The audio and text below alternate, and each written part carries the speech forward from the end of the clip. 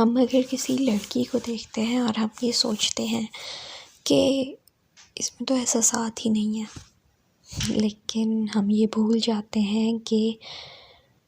ہم جس لڑکی سے احساسات کی امید کر رہے ہیں، محبت کے احساسات کی، ویسی ہی ایک لڑکی تو ہمارے اپنے گھر میں بھی موجود ہے،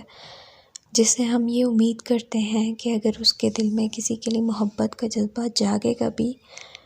تو وہ اس جذبے کو سلا دے گی یا جھٹک دے گی، صرف اس لیے کہ ہماری عزت، ہماری غیرت، نام نہاد عزت اور نام نہاد غیرت کا تکیہ تو صرف اس کی محبت پہ رکھا جانا چاہیے۔ ہم یہ بھول جاتے ہیں کہ احساسات اور محبت کا جذبہ تو اللہ تعالیٰ نے قدرتی طور پہ انسان میں رکھا ہے، اور ایک لڑکی یا عورت میں شاید کچھ زیادہ رکھا ہے، لیکن پھر جب ہم خود کسی اور لڑکی کو پسند کرنے لگتے ہیں اور وہ صرف یہ کہہ کر انکار کر دیتی ہے کہ مجھے میرے ماں باپ کی عزت اور ان کے فیصلے کے ساتھ جانا ہے، تو ہم اس کو کہنے لگتے ہیں کہ تمہارے ماں باپ تم سے زیادہ کسی کو کیا پیار کریں گے، تم ان سے بات تو کرو۔ لیکن ہم یہ بھول جاتے ہیں کہ اگر ایسی ہی بات ہماری اپنی بہن کرے ہم سے یا بیٹی کرے تو ہمارے لیے تو پہاڑ ٹوٹ پڑیں گے، اور ہمارے لیے تو یہ مقام،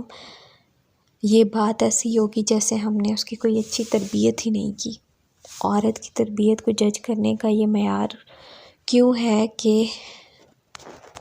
وہ کسی کو چاہے اور اس کے بعد اس کو چھوڑ دے صرف اس لیے کہ ہم نے کہا تھا؟ اور ہم نے کیوں کہا تھا کہ کسی سے محبت نہ کرنا؟ کیونکہ ہماری ذات پات، رنگ، نسل، ہمارے لیے انسانیت، اس کے جذبات، اس کے دل، اس سب سے بڑھ کر ہے۔ ذرا سوچئے کہ یہ دوغلا پن کیوں؟ چلے چھوڑیے، دوغلا پن چھوڑ دیجئے، لیکن ایسا کیوں کہ ہم اپنی عزت، اپنی غیرت کو کسی کی خواہشات سے اوپر رکھ لیتے ہیں اور اس انسان کے احساسات پہ ڈیپینڈ کر دیتے ہیں اپنی عزت اور غیرت کو۔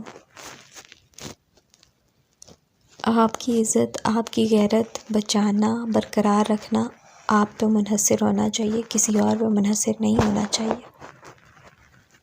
خدا را سوچئے، اپنی ذات پات، اپنا خاندان دیکھنے کے بجائے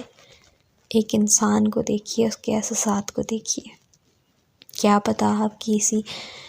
غیرت اور عزت کو بچاتے بچاتے وہ معصوم انسان اس دنیا سے چلا جائے اور بعد میں